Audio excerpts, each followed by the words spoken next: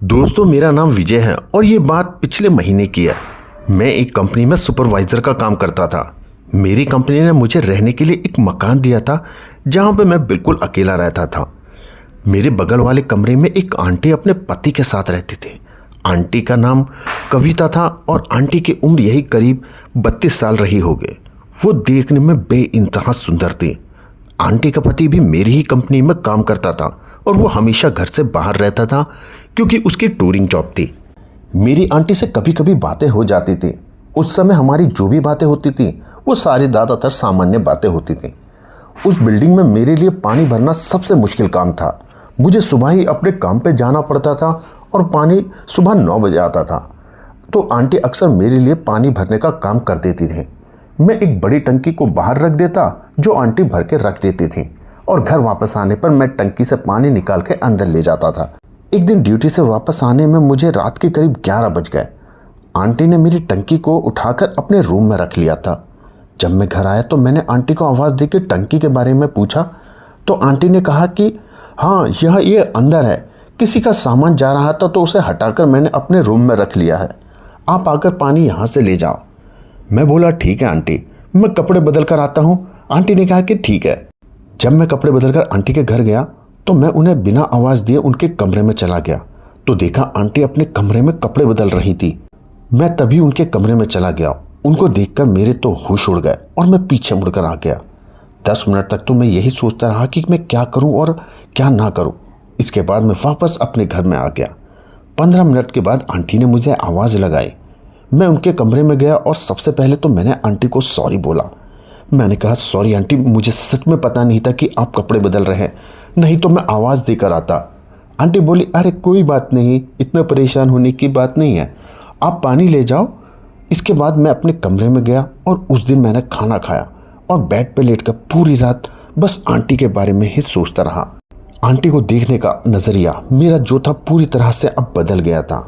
Aunty से कुछ ज़्यादा ही बातें अब करने लगा था। एक दिन आंटी ने मुझसे पूछा कि आज मुझे कुछ सामान लेने बाजार जाना है, तुम तो जानते हो कि तुम्हारे अंकल को ऑफिस से बिल्कुल टाइम नहीं मिलता, तो क्या तुम मेरे साथ चल सकते हो। ये सुनकर मैं बहुत खुश हुआ और कहा कि आंटी ठीक है, मैं 6 बजे के बाद बिल्कुल फ्री होता हूँ, तब आप मुझे बता देना जहाँ चलना हो। आंटी बोली ठीक है और मुझे अपना नंबर दे दो। इसके बाद मैंने आंटी का नंबर लिया, उन्हें अपना नंबर दिया और अपने अपने घर आ गए और आंटी को याद करते हुए आज एक बार फिर मैं सो गया था। अगले दिन 6 बजे एक बार फिर आंटी का फ़ोन आया और कहती कि मैं घर से निकल रही हूँ तो मुझे बाहर मेन गेट पे मिल जाना। ये सुन मैंने कहा ओके और उसके बाद मैं भी जल्दी से बाहर मेन गेट पे पहुँच गया और 6 बजे आंटी वहाँ पे खड़ी हुई मेरा वेट कर रही थी। मॉल में शॉपिंग करना शुरू हुआ। शॉपिंग करते टाइम आंटी एक कपड़ों की शॉप में जाने लगी तो मैं बाहर ही रुक गया। आंटी ने मुझे टोका, रुक क्यों गए, साथ अंदर आओ ना। मैंने कहा नहीं आंटी, मैं यही ठीक हूँ, मुझे कोई दिक्कत नहीं है। आंटी ने हंसकर कहा अरे चलो ना, अब तुम भी इसकी आदत डाल लो, कभी अपनी गर्लफ्रेंड के लिए कुछ खरीदना हुआ तो कोई टेंशन नहीं रहेगी। मैंने आंटी से कहा कि मेरी फ़िलहाल तो कोई गर्लफ्रेंड नहीं है, मगर फिर भी आंटी मेरा हाथ पकड़ के मुझे अंदर ले गई। मेरे साथ ही अपने कपड़ों की सारी शॉपिंग की। कुछ देर बाद हम दोनों ने नाश्ता करने के लिए अब एक रेस्टोरेंट के अंदर आ गए। मैं उनके साथ बैठ गया। आंटी ने मुझसे पूछा तुम मुझसे झूठ क्यों बोल रहे थे कि तुम्हारी कोई जीएफ नहीं है। मैंने कहा आंटी मैं झूठ नहीं बोल रहा था। हाँ आंटी, पहले एक थी, मगर जब से उसने मुझे धोखा दिया तब से मेरा तो लड़कियों के ऊपर से भरोसा ही उठ गया। ये सुन आंटी हल्की सी मुस्कुराते हुए बोली अरे यार, सब लड़कियां एक जैसी थोड़ी होती हैं। उनको मेरी बातों पर अब भरोसा हो गया था कि मेरी सच में कोई जीएफ नहीं है। फिर हम दोनों ने नाश्ता किया और सामान लेकर मैं आंटी के साथ उनके घर आ गया। तब तक रात के करीब 9 बज चुके थे। आंटी ने मुझसे कहा कि आज काफ़ी देर हो गई है, तुम मेरे घर ही खाना खा के जाना। तो मैंने कहा ठीक है आंटी, और आंटी ने कहा कि ठीक है, तुम 10 बजे वापस आ जाना। मैंने हामी भरते हुए अब मैं अपने घर की तरफ को चला गया। उसी समय आंटी के पति का फ़ोन मेरे फ़ोन पे आ गया। उसने कहा कि तेरी आंटी का फ़ोन बंद आ रहा है, तू मेरी अपनी आंटी से जाके ज़रा एक बार बात करा दे, कुछ ज़रूरी बात है। मैंने कहा ठीक है और मैं आंटी के पास गया तो देखा आंटी उस समय अपनी सब्ज़ी काट रही थी। मैंने फ़ोन उनको दिया और बताया कि आपका फ़ोन बंद आ रहा, तो भैया ने मुझे फ़ोन किया और मैंने आंटी को फ़ोन दिया और आंटी अपने पति से बात करने लगी। उनके पति ने कहा कि मैं 7 दिन के लिए बेंगलोर जा रहा हूँ और आज मैं घर नहीं आ पाऊंगा। दोस्तों, मैं आपको बता दूं कि भैया को अक्सर काम की वजह से बार बार दूसरे शहर जाना पड़ता रहता है। फिर आंटी ने फ़ोन पर बात करने के बाद फ़ोन को काटा और फ़ोन मुझे वापस कर दिया। मैं अब जाने लगा तो आंटी ने कहा कि रुको ना, उधर रूम में जाके अकेले क्या करोगे, यहीं बैठकर मुझसे बातें करो ना, इससे तुम्हारा भी मन लग जाएगा और मेरा भी थोड़ा टाइम पास हो जाएगा। ये सुन मैं रुक गया। मैंने कहा कि मैं अपना रूम लॉक करके आता हूँ। आंटी बोली ठीक है, जल्दी से आ जाना, इतने में तुम्हारे लिए चाय बनाती हूँ। मैं 10 मिनट में वापस आ गया। तब तक आंटी ने चाय टेबल पर रख दी थी। अब मैं कप उठाकर चाय पीने लगा। आंटी अपना कप लेकर किचन की तरफ चल दी गई। आंटी ने मुझसे कहा कि तुम भी यहीं किचन में आ जाओ, यहीं पर हम खड़े होकर बातें करेंगे और तब तक मैं अपना खाना भी बना लूँगी। मैंने कहा ठीक है आंटी। हम दोनों पास खड़े होकर आपस में बातें करने लगे। फिर बातों ही बातों में मैंने आंटी से पूछा कि आपका कोई बच्चा वगैरह नहीं है क्या। मेरी इस बात पर आंटी थोड़ा उदास हो गए और वो एकदम से चुप हो गए। मैंने दोबारा से पूछा तो कहने लगी कोई दूसरी बात करो यार, इस बारे में मुझे से कुछ ना पूछो।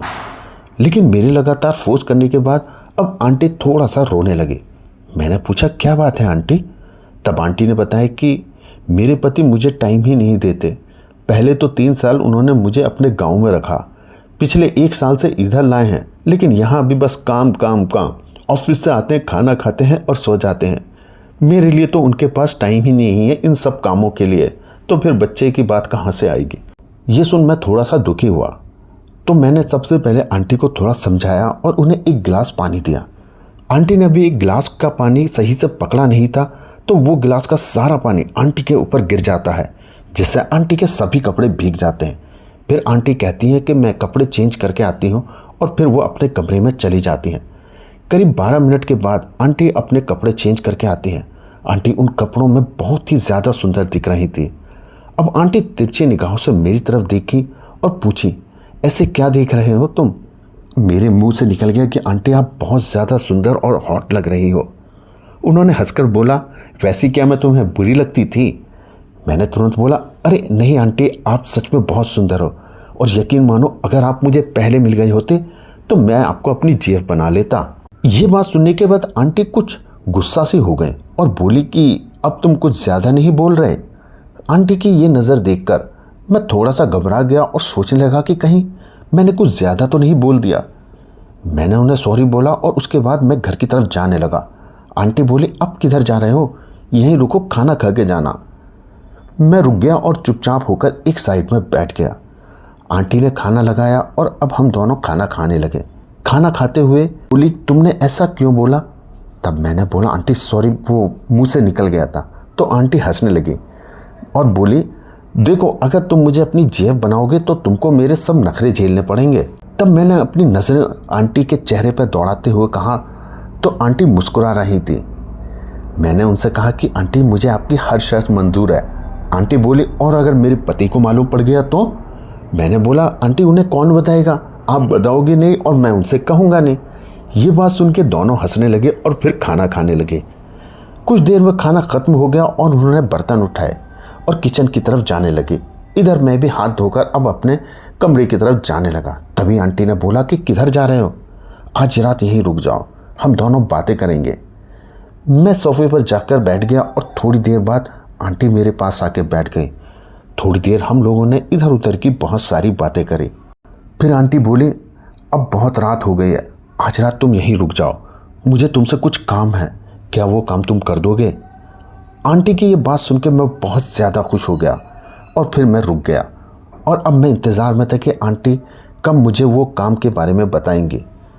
फिर कुछ देर के बाद आंटी मेरे पास आती हैं और मुझे उस काम के बारे में बताती हैं जिस काम के लिए उन्होंने मुझे रात अपने पास रुकने के लिए कहा था।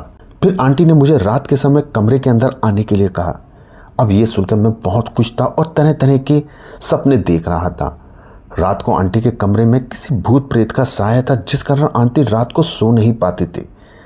फिर मैंने एक बहुत बढ़िया बाबा को बुलाया और उनको बुलाकर उसके अंदर जो भी भूत प्रेत की समस्या थी उनका समाधान किया। दोस्तों आपको ये कहानी कैसी लगी हमें कमेंट्स बॉक्स में ज़रूर बताना और वीडियो अच्छी लगे तो अपने दोस्तों के साथ ज़रूर शेयर करना।